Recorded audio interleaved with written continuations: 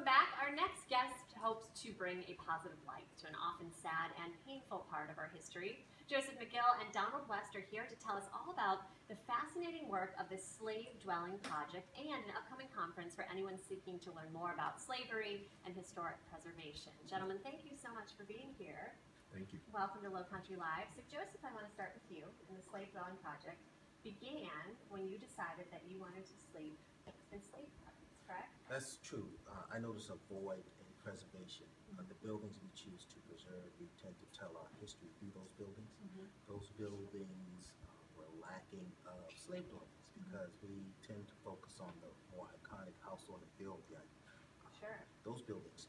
And when we focus on those type of buildings, we leave out the slave dwellings. So this project is an attempt to bring attention to these buildings just by sleeping in them. It's a simple act. What a way to do it. Now, you first did it 5 years ago. Yes. Where? At Magnolia Plantation. So right here. And Yes. what was it like? And I know that you've done it as well. Yes.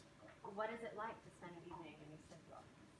Well, when I first started 5 years ago, it was very hard to get folks to join me because they thought I was a little crazy. Little off, yeah. But now folks stand in line. And you know, those times alone, you think about the people who spent time in those places. But you know that these places are necessary to help tell their story. So the experience now is you think about the things those people experienced, knowing that beyond those walls there was a lot of work to do. Yeah, so you're actually physically living the history. And I imagine a lot of parents it would be important for their children to go through this experience. Yes, as well. yes. Children join me. We have school groups that join me in these experiences also. So if someone is interested in participating in a sleepover, how do they go about that? They can contact me through the website or through the Facebook page, www.slavedwellingproject.org. And now you guys have an upcoming conference. Yes. Tell me more about that. Well, this is something that came out of the slave dwelling. And the first conference was in Savannah last year, and now there's going to be one in Charleston. And it brings together all of these places all over the country, north, east, west, and south. And it's about preserving these places, people who own the properties, historical societies, local groups, who all now have come on board and want to save the entire plantation story. Yes, October 8th through the 10th in North Charleston at the Embassy Suites. We'll be gathering historians, preservationists, stewards of these properties, and we'll be discovering ways to preserve, maintain, and sustain these properties. That's wonderful. Can anyone go, anyone watching right now who just piques their interest?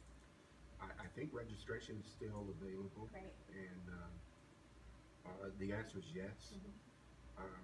There will be programs not only at the conference area, but also throughout the Charleston area.